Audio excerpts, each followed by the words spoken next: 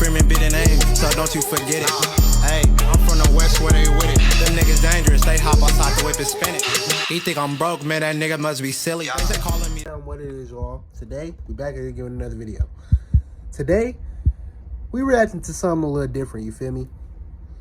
I like Assassin's Creed, and today we reacting to when did Assassin's Creed get bad and why, basically. And yeah, Assassin's Creed is probably one of my favorite games, so yeah, this is an interesting video. And quick little disclaimer, I may sound weird and sound like I'm out of breath, but that's because I'm a little sick. I'm under the weather, whatever they be saying. But yeah, let's get into the video.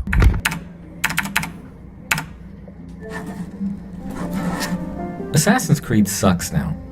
The first time I heard that was in 2011, when Ezio's monumental popularity was starting to wear thin, and fans were getting antsy for an entry in the franchise that would shake things up. Since then, I've heard those four words quite a bit. Every other year, it feels like people are heralding the end of the series and pointing to the faults of the most recent entry as proof. Nah, facts. The 2020s has started as a decade of controversy for Ubisoft and its flagship franchise, with many a critical eye turned to its business on-screen and behind the scenes. While Assassin's Creed has remained consistently popular, it has also been a series defined by its flaws for the better part of its lifespan. Both general public and hardcore fan reception has been mixed throughout the years, with some longtime fans having denounced the franchise at several points throughout its existence. Now, I'm not one of those fans personally, as obviously I really enjoy these games and I like making videos about them. But even then, as someone who has been playing these games since AC1 in the late aughts, I remember a time when the consensus was much clearer and more positive. So looking back on it, when did that change? At what point did people's perception of Assassin's Creed go from exciting underdog to the pinnacle of AAA greed and laziness, discussed in the same breath as yearly FIFA games?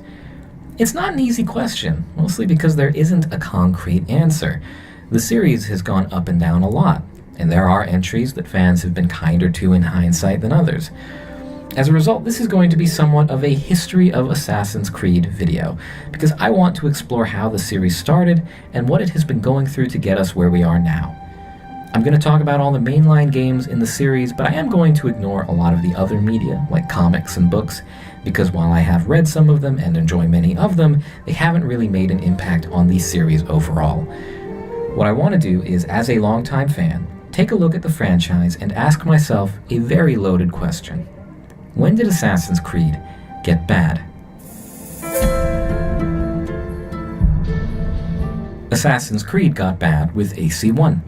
At least that is what a lot of people would have said when the game came out in 2007. It released relatively early in the PS3 360 era, and Assassin's Creed was an experimental game by the standards of the time. Alright, hold on, y'all. Back Quick then, story Prince time. of Persia, I started on Assassin's Creed creator 2. Patrice I really Désilets only got it helped put Ubisoft because, on the you know, map I was with on my its Xbox beautiful visuals, 360. unique I just wanted a new setting, game. I and went to the pawn emphasis shop. on linear I seen it, 3D it free looked running cool, that I so don't believe has really been matched I to this played it. day.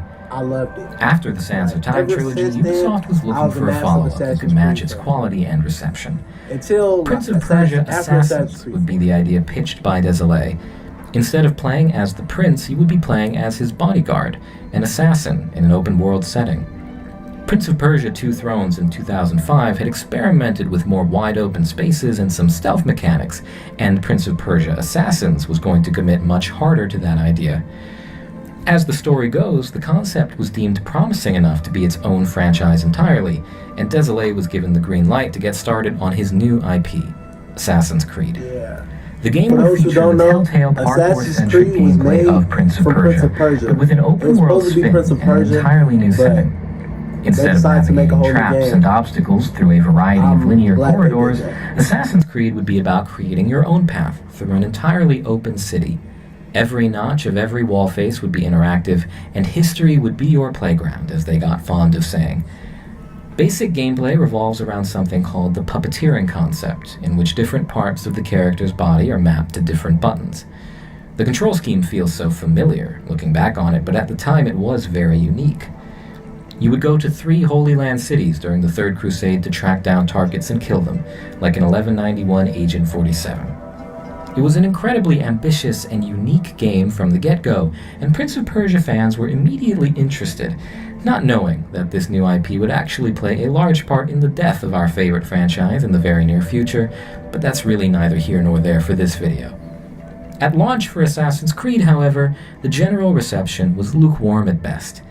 The setting and concept were almost universally praised, but the game was criticized for being half-baked and inconsistent. The combat was seen as flashy and realistic, but dull and overly simple. Mission design was criticized for its repetition, with fans and journalists pointing out how little creativity went into actually preparing for the assassinations. The modern day was almost universally disliked, and overall the game didn't make the splash that Ubisoft hoped it would.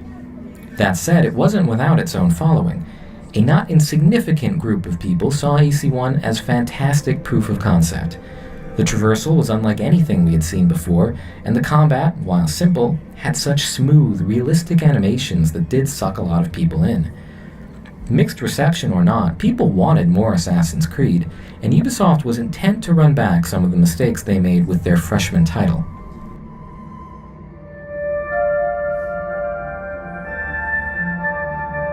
AC1 was all about the mechanics. Build a character who could move fluidly, clash blades with every non-lethal strike, and formulaically dismantle his enemies one overheard bench conversation at a time. I ain't gonna lie. AC2 put a this different part's a little priority long. front and center. Fun. How could the team take everything they spent so much time working on in AC1, but make it appeal to a wider audience? Firstly, the gameplay was sped up to improve the pace of the game.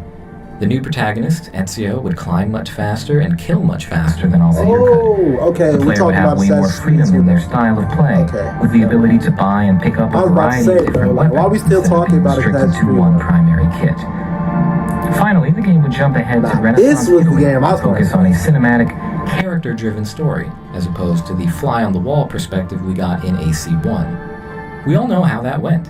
The game was an absolute hit. In a year with such powerhouses as Uncharted 2, Killzone 2, Modern Warfare 2, Arkham Asylum, Borderlands, Dragon Age Origins, Left 4 Dead 2, and Infamous, Assassin's Creed 2 stood out as a generational masterpiece. Them was 2009 was that a was really the time good year to play for games, sequels. bro. Like, for Anyhow, sure. people fell in love with the setting and the main character instantly, and a lot of the problems people had with AC1 were addressed. Combat was still criticized, but people appreciated the faster pace and weapon variety. Taller buildings meant more free-running opportunities, and the story, which spanned 20 years of the protagonist's life, resonated with fans around the world. On top of that, the modern-day segment rarely interrupted the action compared with AC1. In some ways, Ubisoft sacrificed a little bit of its uniqueness to make a better game. Ezio is an assassin, sure, but his story is primarily a revenge tale, where he plays the part of the lone wolf, not really committing to the Brotherhood until the final act. You aren't so much finding clues and creating assassination opportunities as you are experiencing a linear story, with less emphasis on stealthy assassinations in general. So the game was built around being more action-heavy, and so while it wasn't as novel as AC1, it was much more popular and much more refined. Some people do have their issues with AC2, but by and large, it was one of Ubisoft's greatest successes. It helped make Ubisoft one of the premier publishers of the era, and it was the point at which higher-ups started realizing just how much money this concept had the potential to make them. I'm gonna tell y'all why it It would probably be got hard to worse. say that Assassin's Creed 2 is The where the series creators got bad, of because it's such a Assassin's well-loved Creed game, started and the getting money same can on be it. said for I'm Brotherhood, calling it right which now. more than managed to live Because up to the high they've seen bar the set success by of its predecessor. Assassin's Creed 2. It took the product of And AC2 and they just basically ran did with the it. same thing again, refining it to near perfection with Because like you revamped said, graphics, they streamlined made a combat, better a single, game, much bigger but it city was in the less form of unique. Rome, So I a think whole new that's the emphasis road on they side just kept content, going down. and a level of polish kept I really making don't the think we ever game saw again in too this series. similar to other The games, so addition it of a new became less multiplayer unique, mode and that's alone why added I dozens think of people hours of stopped playing. playability to the game, justifying its own existence. In fact, as far as multiplayer experiences in single-player games go, the unique cat-and-mouse style of online play Brotherhood created was one of the more memorable. However, at the same time, it is here, so early after Ubisoft reached such huge success with the IP, that we start seeing a change in perspective on what exactly the franchise was and what it was going for. Assassin's Creed, so far as we know, was always meant to be a trilogy. We've heard a wide variety of rumors about what that might have looked like, but whatever that was, instead of sticking to that plan, Ubisoft jumped on the success of AC2 viciously. They put in place the development of this new game with a timeline of only 1 year. While work was soon to begin on AC3, the game that would wrap up the series as a whole, Ubisoft knew they could get more money out of Ezio and Renaissance Italy. When development on Brotherhood began, Assassin's Creed had a dedicated team. Desolé had led his team at Montreal in the creation of both AC1 and 2, and he was continuing that shared creative vision through AC Brotherhood. But it was during the development of Brotherhood that this team was broken up. I didn't play Brotherhood. Some say it's due to creative differences in the franchise, while other stories point to a general desire for creative freedom as a developer, but what we do know is that Desolé left the team in 2010, prior to the release of Brotherhood. We also know that Ubisoft was changing its overall plan for the franchise. They were testing out the waters by seeing if they could make a quality game in only 1 year. For better or worse, their tests were promising. Brotherhood is a fantastic game, with many people labeling it as one of the best games in the series. It may not have had the narrative weight of AC2, but in only 1 year they managed to make a game that was bigger, smoother, and better looking than what came before.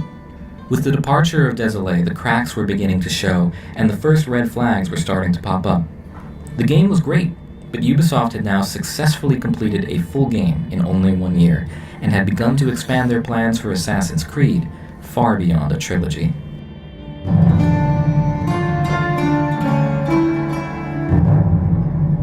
With the success of Brotherhood, Ubisoft wasted no time in getting a new game in development to yet again come out before AC3.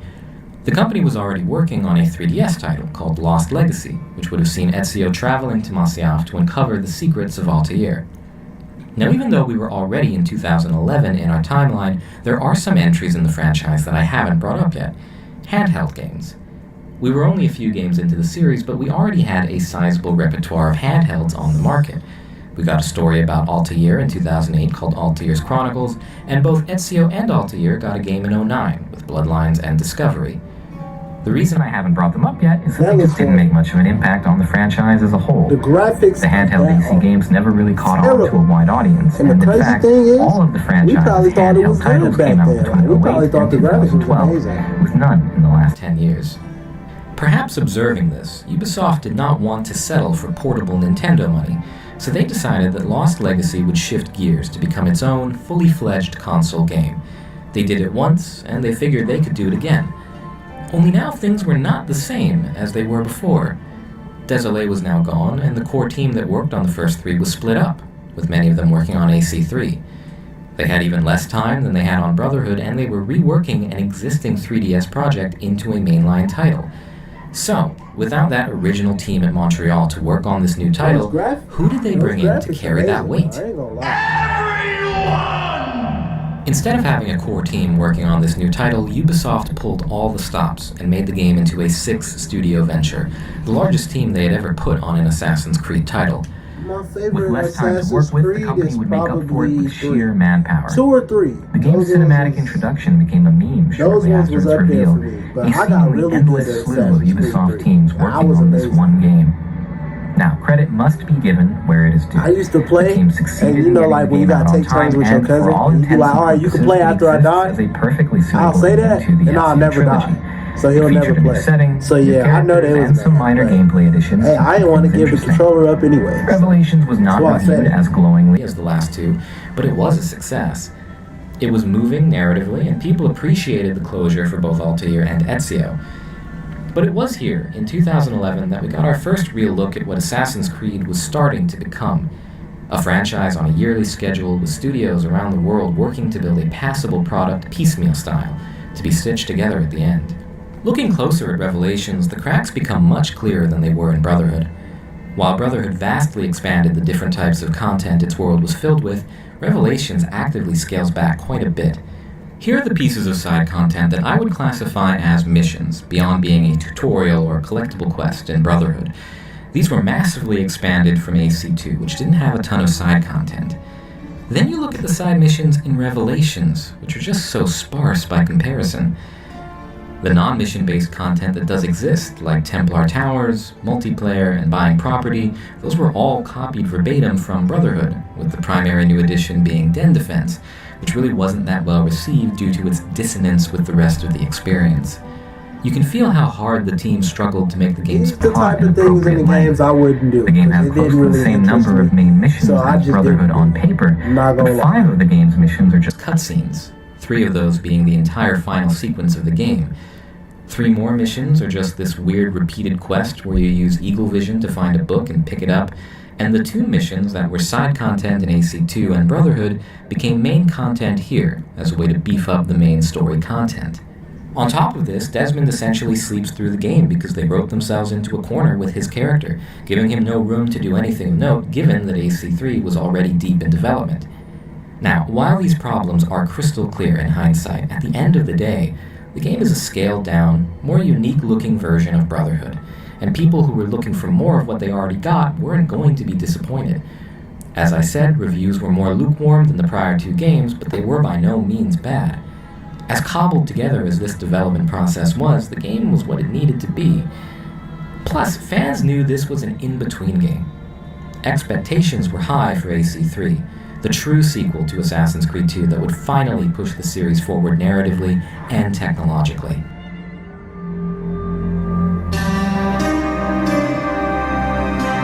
I'm not gonna lie. Assassin's Creed Revelations had the luxury of being a very Assassin's derivative Creed game. 4, Whatever I'm gonna flaws it skip had, ahead it was 'cause still built this on the video foundation seems way of too 2 long. immensely I'm not gonna popular lie. titles. The same I like cannot it be though. said of Assassin's Yeah, Creed it's 40 3. minutes. It's no way I'm As the watching this whole Revelations thing. teams were scrambling to turn a 3DS game into a mainline title,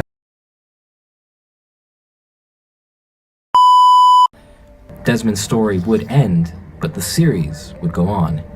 And boy, did they end Desmond's story. Assassin's Creed 3, along with Mass Effect 3, made 2012 an infamous year for terrible video game endings. The finale of AC3 was seen as abrupt, anticlimactic, and disappointing. There would be no epic conclusion because the company already had Mass years Effect worth of 2 Assassin's and I Creed think games 3, planned after it. It was a disappointing follow-up, not Yeah, I only ain't to the finished. games, I ain't but gonna lie. also to the really interesting graphic novels that had been released, starring brainwashed Templar Daniel Cross and his assassin ancestor Nikolai Orlov.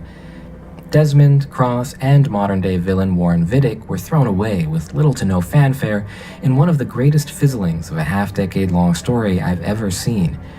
Ideas that had been built up, like the rebellion of Adam and Eve, the secrets of Subject 16, and Abstergo's upper-level operations had, at this point, been abandoned as casualties of this change in focus. On top of that, the game just wasn't particularly well-loved.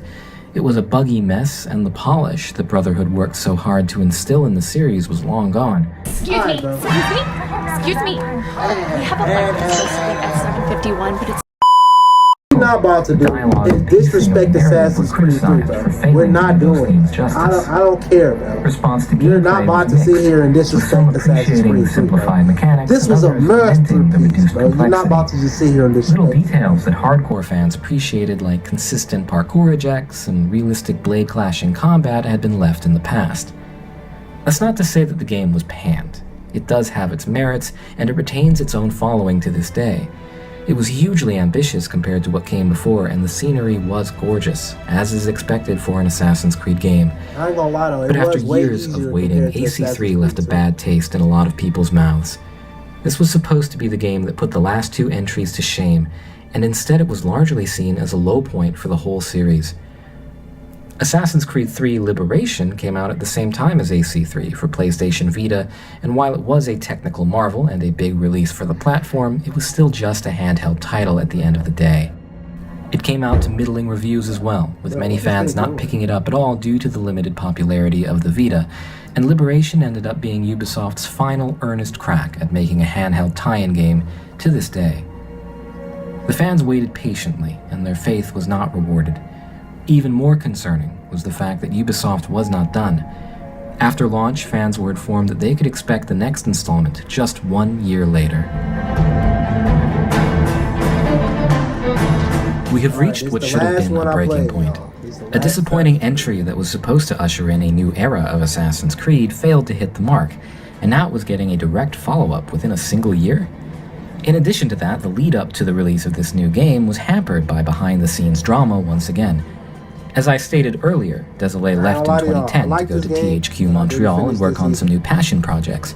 But, as fate would have it, Ubisoft ended up acquiring THQ Montreal, leaving him in pretty much the same place he was before. Now, in 2013, Désolé was fired from Ubisoft for good.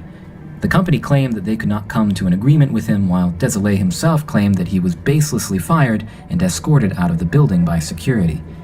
By this point, Ubisoft had distanced itself pretty far from the people who put Assassin's Creed on the map, and hopes for any new games were not running especially high. Miraculously, Assassin's Creed 4 was fantastic. There was no pressure of ending a long-running storyline. For the first time in a while, Assassin's Creed was free to branch out and be creative. What stood out first was the polish. The game was not without its unintended portals to the underworld, but this was a much more stable experience than Assassin's Creed 3.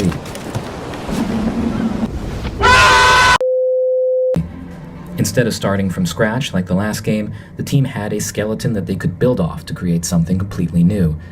The graphics were so much cleaner, the colors so much more vibrant, and the gameplay much more responsive. Side missions were more varied and abundant, and the game overall was much more cinematic. It had many of the same gameplay issues that AC3 did, but it massively improved the stealth with new tools and a better detection system. Its biggest move, however, was shifting the gameplay to feature a new focus on naval traversal and combat. I did not like that part Taking of place Assassin's decades Creed before 3 or 4. AC3, AC4 I did not sees like the player that. take I'm not gonna control lie. of Edward, a pirate and grandfather of Verdun It's not Again. even that I wasn't good This at was a it. I bold just move didn't and like the somewhat battleship controversial to part this day. of the game. Some hardcore fans see the game as too big of a jump from tradition, and an invitation to dulling the core mechanics that were established in AC1. However, the vast majority of fans and critics lauded AC4. It was unique while retaining the primary gameplay elements of previous games, and it addressed a lot of the sloppiness of AC3. It was still built on shaky foundation, but it managed to debatably be the best pirate game of all time, and a strong entry in the franchise. Ubisoft was starting to find a flow in having its different studios handle different projects simultaneously, while giving them time to maintain a fast release schedule. Perhaps Ubisoft really could pull off yearly releases, if the quality had the capacity to be as high as Black Flag.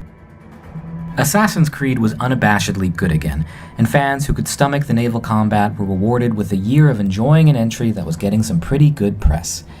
And oh, how short that felt.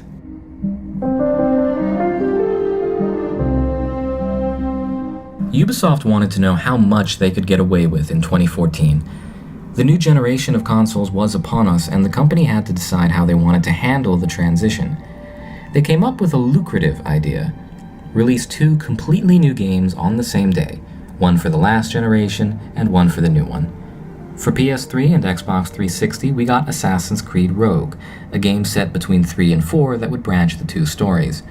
For PS4 and Xbox One, we got Assassin's Creed Unity, a next-gen experience set in revolutionary Paris that promised to take the franchise to the next level. Rogue ended up being the forgotten child, with a smaller budget and minimal marketing attention. It was like Revelations in many ways, a rehash of other games that had come before. However, unlike Revelations, Rogue did feature an original character, and it actually expanded its content quite a bit, adding things that 3 and 4 didn't have.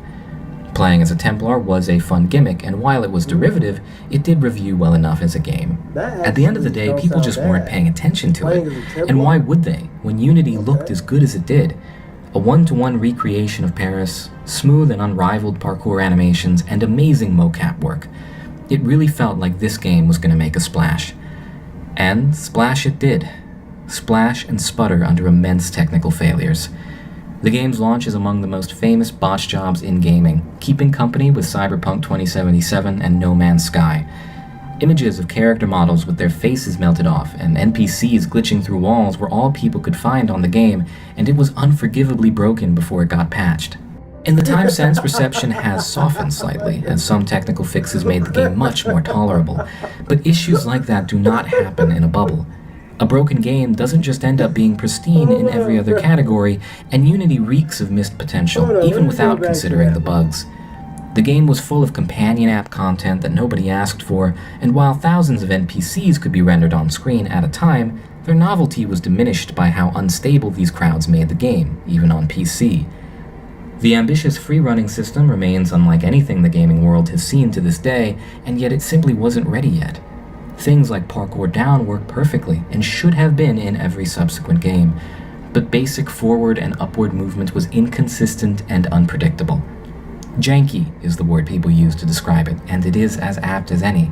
Practice can make the system a lot of fun, but you need to put hours into this game just to make it playable, not even master it.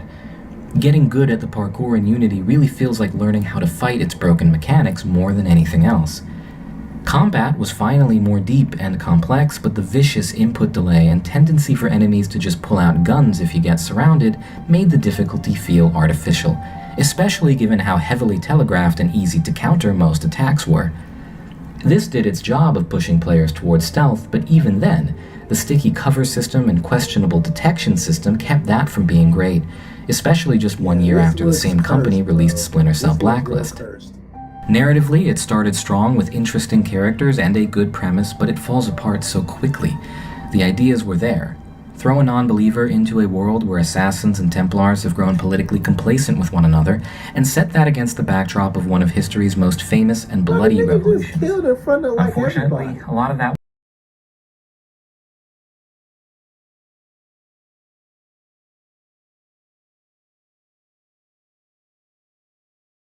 horrendously rushed this game was. Is that a man? What hurt so much was that on paper, the game was everything Assassin's Creed fans had wanted from the series. Oh, I think... After AC1, the games had stealth, sure, but they had shifted their focus to being open-world action-adventure games above all else. Unity was supposed to be the one to bring us back to that, and that commitment to the franchise's original promise is what has led to its recent resurgence in popularity. But no matter how immaculate the city of Paris is, or how inspired the parkour changes are once you can work around the brokenness of them, the game remains one of Ubisoft's greatest embarrassments. Had they allowed their team the time and resources to cultivate some of the amazing creative ideas they had while developing the game, maybe the franchise would be in a very different place today. But instead, Ubisoft wanted its double-dipping money fast, and as it stands, this was the point where casual audiences really began to discount Assassin's Creed as just another addition to the soulless yearly release club. 2 duds in 1 year was a big So to be honest, answering the question, that's where Assassin's Creed got bad. Well, based off the video, At this time, that's where it seems Assassin's Creed got bad. But I'm about to go to not here. I'm going further down the video because it's a long video, bro. My own opinion's clear in my review of Valhalla on the channel, but honestly, regardless of your opinions on the game, it really didn't do much to push the series in a positive or negative direction. It attempted to appeal to both sides of the fanbase in a way that didn't really change anyone's mind, with the RPG mechanics getting toned down, but the stealth and visual flair really not improving enough to match. It reviewed fairly well, with neither the highs nor the lows of Odyssey. That said, it seemed like the conversation had made its way to Ubisoft, and how could it not? When the game was announced, people were hounding Boss Logic's art announcement stream with a single phrase, "No RPG," repeated over and over again. Ubisoft was aware of the schism, even if Valhalla wouldn't be the one to fix it. The game was also the first to have a full 2 years' worth of post-launch support. Ubisoft wanted to see how much money they could milk out of one game, and that came in the form of 8 content updates, including 3 major paid expansions. Ubisoft was continuing to zero in on which model would make them the most money. However, the real meaningful drama was happening behind the scenes. In July of 2020, Bloomberg released a huge report detailing allegations of sexism, harassment, and misconduct within Ubisoft. The creative director of Valhalla was let go prior to release, while a variety of firings led all the way up to the company's CCO.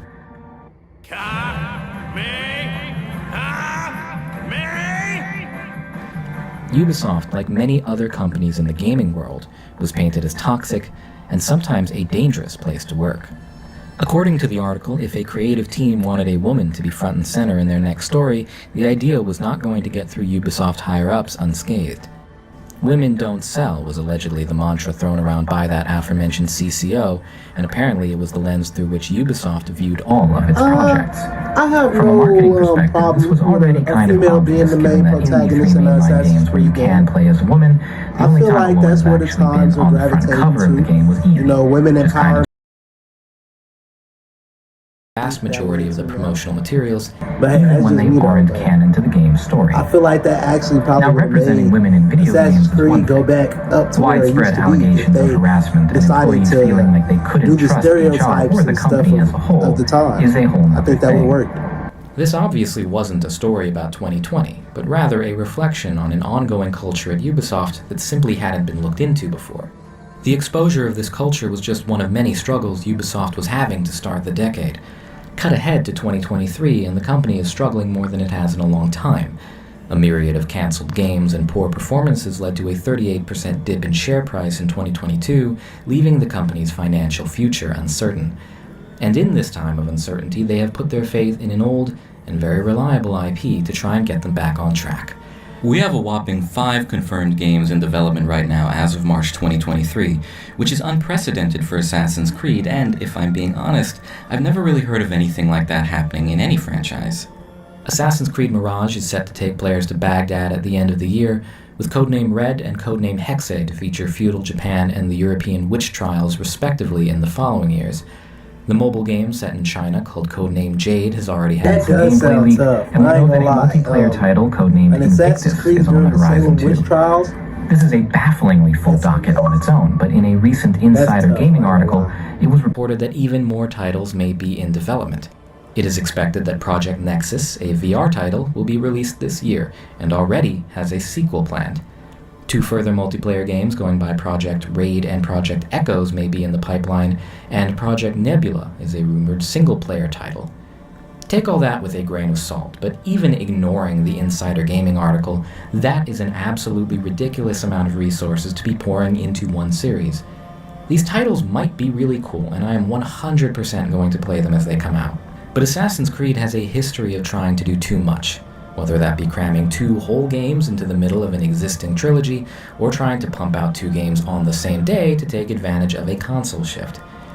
Despite this 3-year hiatus we find ourselves in, it doesn't feel like Ubisoft thinks reining it in would be in their best interest, making me question if Ubisoft has learned anything at all from the past decade of Assassin's Creed.